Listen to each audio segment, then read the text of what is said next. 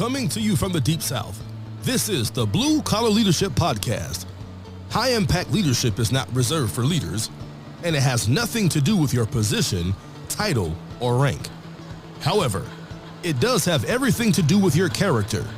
It's time to climb to the next level and beyond, personally and professionally.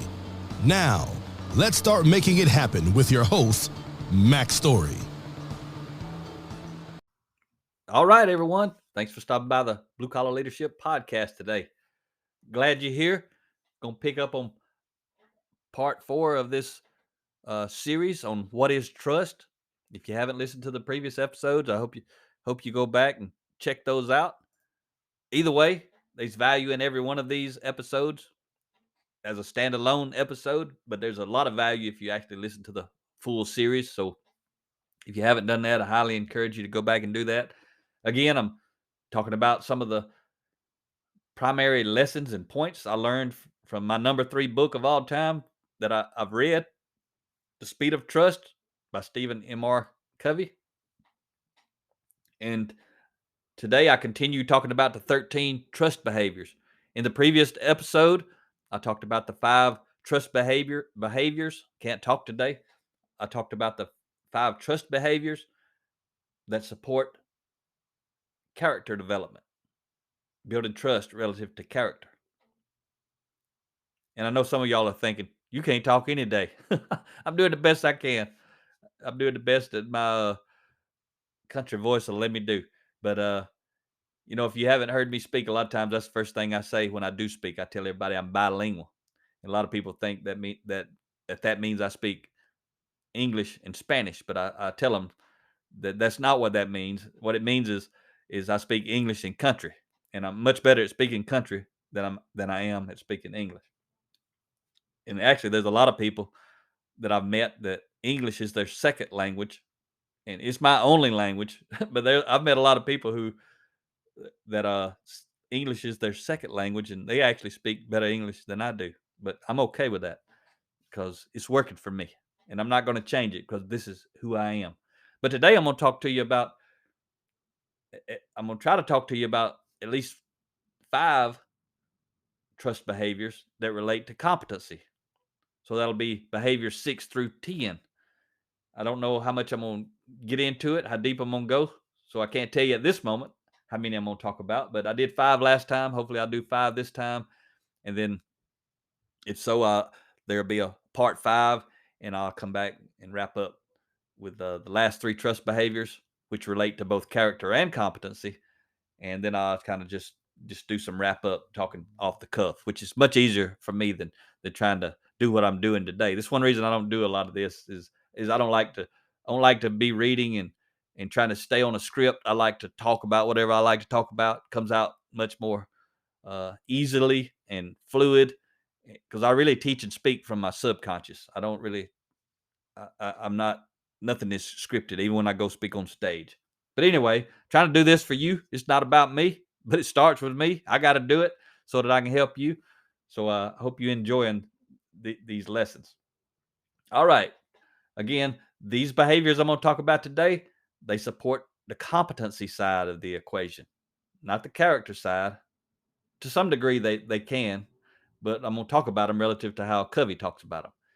So trust behavior 6. And remember, I'm going to give you the behavior and define it as Covey does. And I'm going to give you the opposite and define it as he does. And I'm going to give you the counterfeit and define it as he does. And then I'm going to just talk about it a little bit. This is some good stuff. So again, relative to competency. Number 6, trust behavior is deliver results. Results give you instant credibility and instant trust, he says, and I agree 100%. This behavior is based on the principles of responsibility, accountability, and performance.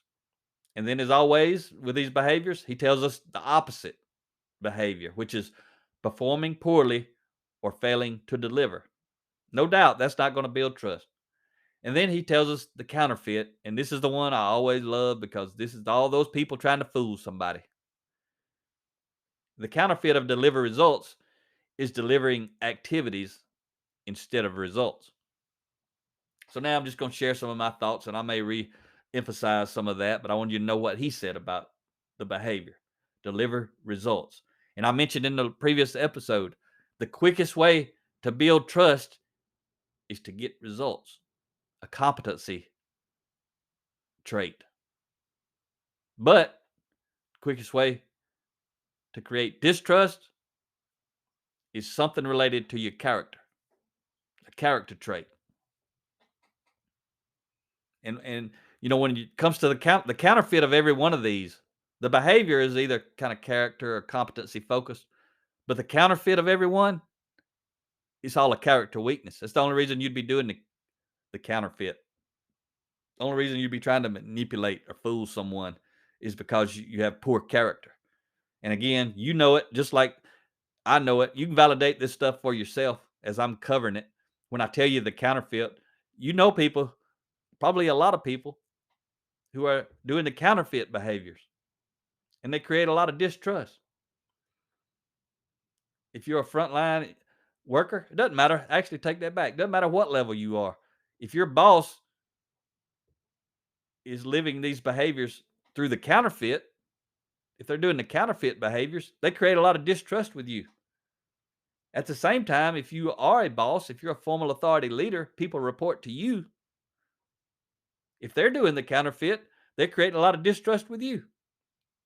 The sad thing is, usually the boss is doing it and the people are doing it. Not all of them, but a vast majority of them, unless they work in an organization that has a high degree of character, high degree of personal growth and leadership development for people at all levels. That's the only way to get rid of this stuff is you've got to teach people. First of all, leaders have to model it. They can't be doing all these counterfeit, and the opposite, they got to model these behaviors. And then they got to teach people these principles and help them understand why it's important for them personally to align themselves with these principles. And then the people who don't want to align, they just become irrelevant and they leave the company. They either get left or they leave, whichever one, doesn't matter. They don't belong in the company if they don't want to get aligned with the principles that the formal authority leaders, definitely the top leader, decides, hey, this is who we are and who we're going to be. So deliver results. You deliver results, you're going to build trust. Staying busy, you may be the busiest person there, but if you're not delivering results, you've adopted the counterfeit behavior. You don't want to do that. It's like I teach people in my book, Blue Collar Leadership, Leading from the Front Lines. Figure out what the boss wants you to do and do that. That's how you build trust. My mentor, Jimmy Collins, former president and COO of Chick-fil-A for 33 years until he retired in 2001. He was the third employee.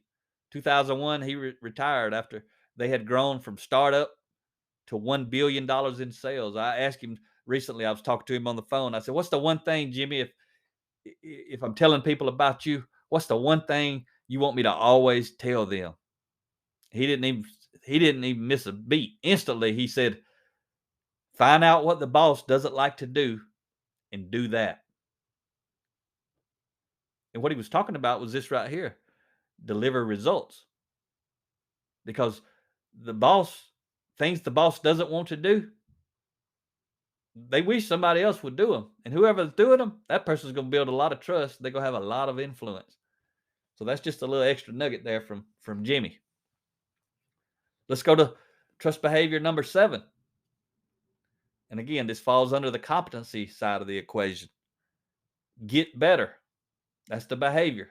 This is from Covey. He says, get better. When people see you as a learning, growing, renewing person, they develop confidence in your ability to succeed in a rapidly changing environment. He says this behavior is based on the principles of continuous improvement, learning, and change. And what he says about the opposite of get better, he says the opposite is entropy, deterioration, resting on your past successes, or becoming irrelevant because you won't keep up. And again, the one I always love, counterfeit. And he's talking about get better. That's the behavior. The counterfeit is the eternal student who's always learning but never producing. Always learning but never producing. Kind of like when I talk about the seven habits of highly effective people, my favorite book. And I ask, people say, "Oh, I read that book." And I say, "What do you think about it? What's your favorite habit?" Most of the time, people don't even know one habit. They can't even repeat it, much less have they intentionally begin to live it like I personally have. And that's what he's talking about. There's a lot of people. I meet people all the time who come to conferences. They'll tell me, they want to brag on how many leadership books they've read. But everything about them says they didn't get nothing out of it. Everything about how they talk to me or what they're saying or how they bad-mouthing their team or bad-mouthing their boss or bad-mouthing somebody somewhere, their behavior says they didn't get nothing out of the books if they actually read it. They could be having you know, the counterfeit of talk straight is to lie. Some people lie. I mean, some people who told me, they read the Seven Habits book, but they can't tell me a single thing about it. I don't know if they just didn't get nothing out of it or they just literally didn't read it. I know there's people out there who will buy a book to read, but they never read it, but they'll tell people they read it. Pretty sad. So, a quote that goes with get better, and I got this quote out of this book, but he says, is from Alvin Toffler. He says, the illiterate of the 21st century would not be those who cannot read and write, but those who cannot learn, unlearn, and relearn. That's a powerful quote. And when you think about get better, he says that behavior is based on the principles of continuous improvement. And, if you're familiar with lean manufacturing, he's talking about Kaizen. Kaizen is continuous improvement, small change for the better. And if you know my history from 2005 to 2012, most of that as a consultant beginning in 2008, I logged over 11,000 hours helping teams get better, helping people get better. Today, I'm focused, that was a competency trait, lean manufacturing, process improvement, increasing productivity, improving quality, reducing changeover times. That was all when I was focused on that competency of process improvement. But the principle of get better, I'm still focused on it. I'm just focused on the character side now instead of the competency side. Relative to lean, people who don't truly understand what respect for the people means, they think it means give them a dinner or let them be on an event, let them have some say. But true respect for the people is developing everybody at every level from top to bottom in the area of character development so they can have a better life. You've got to do what's required in the competency area for them to do the job. So I don't have to tell you about that. If they're there, you're going to train them to do the job or they won't be there. Or they're going to already know how to do the job. But if they can't do the job, they're not going to be there. But personal growth and leadership development is all about helping them learn how to be while they're doing the job, how to be when they're not on the job. That's why it's about life. But don't be an eternal student, always learning but never producing. Creates distrust. Behavior 8. Let's move up one more. The behavior, again, Covey says the behavior is confront reality. It's about taking tough issues head on. I love this. He says, addressing the sacred cows and discussing the undiscussables. He says this behavior is based on principles of courage, responsibility, awareness, and respect. The opposite, he says, is to ignore reality, to act as though it doesn't exist. It's a lot of that out there. A lot of people won't talk about those sacred cows, or some people like to say that the elephant in the room, especially in meetings. People don't have the courage to do it. They don't know how to talk straight. They don't know how to demonstrate respect. Or they will talk straight, but they don't demonstrate respect, so that's not good. Or they got a Barney Fife style of leader instead of Andy Griffith, and everybody knows just be quiet and listen, get up and leave when the leader's done talking. But a high impact leader confronts reality. So I added on to that a little bit with discussion. But let's go back to the counterfeit. This is from Covey. He says the counterfeit of confront reality is to act as though you're confronting it when you're actually evading it. I'm telling you, I love these counterfeit behaviors because Covey is so dead on with every single one of them. It's what the weak, insecure leaders, weak, insecure people. This is what they do. The counterfeit most often. Some of them do the opposite, which ain't good either. But most of them, they always trying to manipulate, fool, hide, pretend, and they live in these counterfeit behaviors. And if you find yourself living one of these counterfeit behaviors, you can live it all you want, but you have to know you're creating distrust. Your influence, authentic influence, is decreasing. It's like gravity. You can't deny it. Well, you can deny it, but you ain't gonna change it. You can deny gravity all day, but if you jump off a bridge, you're gonna hit the water or whatever's at the bottom. It's the same way with all these trust behaviors. You either do the behavior, build trust, increase your influence, or you do the opposite and counterfeit, create distrust, and diminish your influence. It's just like gravity. Powerful, powerful stuff. If you think you're doing the opposite of the counterfeit and you think you're getting away with it, the only person you fooling is you. I love these trust behaviors. I can't say it enough. These things, he says it in such a powerful way, especially the counterfeit. I mean, brings it all home.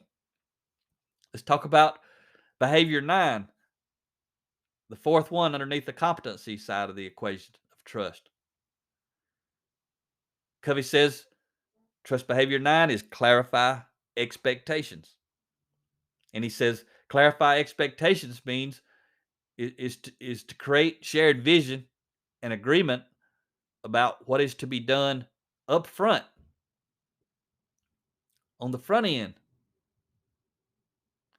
And it goes back to when I was talking about the 4 cores of credibility and intent. I forgot to say this. Actually, I did forget. There's just a lot to say that I'm trying to leave out because I'm trying to kind of stick to focusing on the book and his content. But he does talk about this, and he talks about declare your intent. When you declare your intent, people know what behavior to look for. It's kind of the same principle as clarify expectations.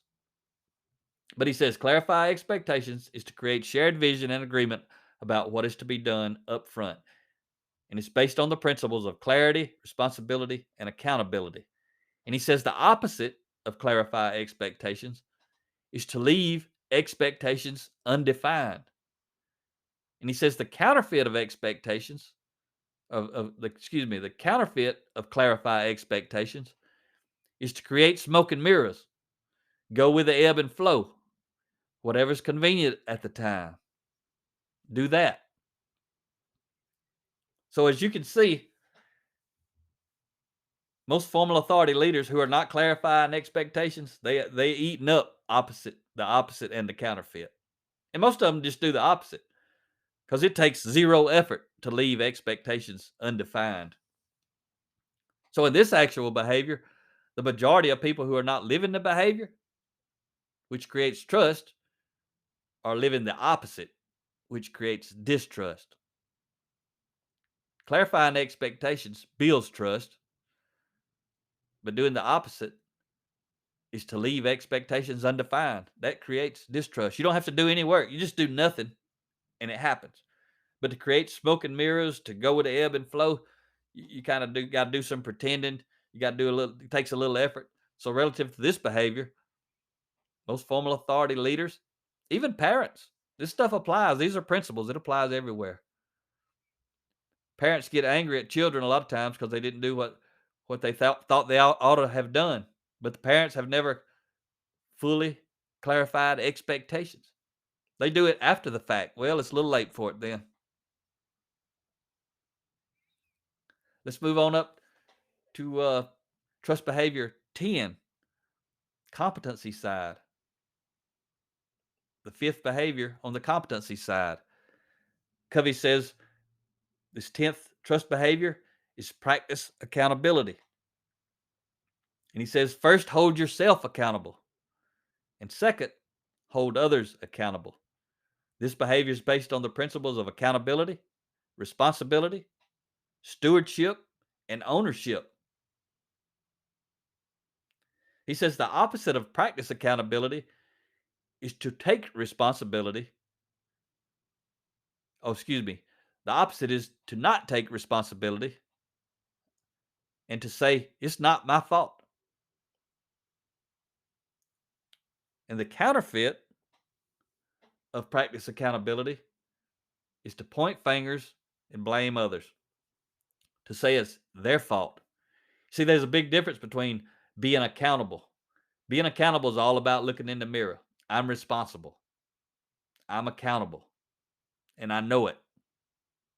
The opposite, though, is to not take responsibility. It's to say it's not my fault. That's looking out the window, thinking someone else is responsible. The opposite, again, is it's not my fault, so it's got to be somebody else's fault. That's kind of implied. But see, the counterfeit even takes it to an entirely worse level. Because instead of taking responsibility and practicing accountability, this person who's living the counterfeit behavior is pointing fingers and blaming others, and they're saying it's their fault. They going beyond saying it's not my fault to they pointing fingers at somebody else saying it's their fault. They living all outside the window. You can imagine how much distrust that person causes. So I think I got time. I'm going to be able to go ahead and wrap up the last three behaviors. They kind of overlap with character and competency, so we can end this series on what is trust. So let's move into the three that overlap. Trust behavior 11 is listen first. Covey says to seek first to understand, then to be understood. And it's based on the principle of understanding, respect, and mutual benefit. And Covey says the opposite of listen first is to speak first and listen last, or not listen at all. And Covey also says the counterfeit of listen first is pretend listening. It's thinking about your reply and waiting for your turn to talk. That's the counterfeit. A lot of people are guilty of that right there. I've been guilty of that for a long time. I've been working on it, but I'm still guilty of that. And I'm still working on it. It's the hardest one for me. And his Covey's dad, Dr. Stephen R. Covey, who wrote the 7 Habits of Highly Effective People, habit 5 is literally this trait right here, this principle. Seek first to understand, then to be understood. That's habit 5 of the 7 habits. And it's powerful. And Dr. Covey says it's the hardest one. He believes it's the hardest one to learn to apply. And he spoke about it all over the world. He's passed away now, but he talked about it. I've seen him talk about it and read about it, him writing about it. And he says people all over the world are in agreement. This is the hardest one of the 7 habits to apply, but it's highly effective. So I've been working on it, and I'm still working on it.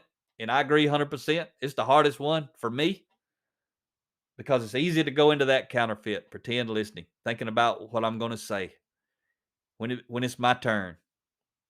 I mean, literally, I'm still so guilty of this because I want to talk about leadership. I'm selfish. I want to talk about what I want to talk about. And so does everybody else for the most part, unless they're working on this. But I have improved tremendously, but I have to work at it. I have to consciously think about it. It doesn't just happen because I want to talk. Reckon why I'm doing this podcast. I want to talk and nobody's interrupting me. And I don't have to listen. I like it. I like to get on stage and talk about all this stuff that I value and can help other people. But when I'm talking to somebody, I need to shut up and listen. I need to set my agenda, myself off to the side and listen. Ask questions. If they want to know what I got to say, they'll talk to me. I still need to work on this a lot. You may too. If you do, just get to work. Just know you ain't going to be perfect, and that's okay. Trust behavior number 12. Covey says that behavior is keep commitments. It's the quickest way to build trust in any relationship. He says it's the big kahuna. It's based on the principles of integrity, courage, performance, and humility. Keep commitments. He says the opposite is to break commitments or violate promises.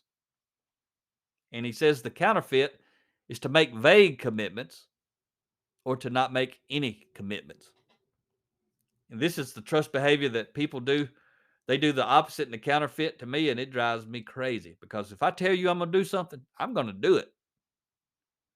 When people tell me they're going to do something, I expect them to do it. But I've also learned there's a whole lot of people that don't have the character, the integrity, the courage, the performance, the humility to keep a commitment.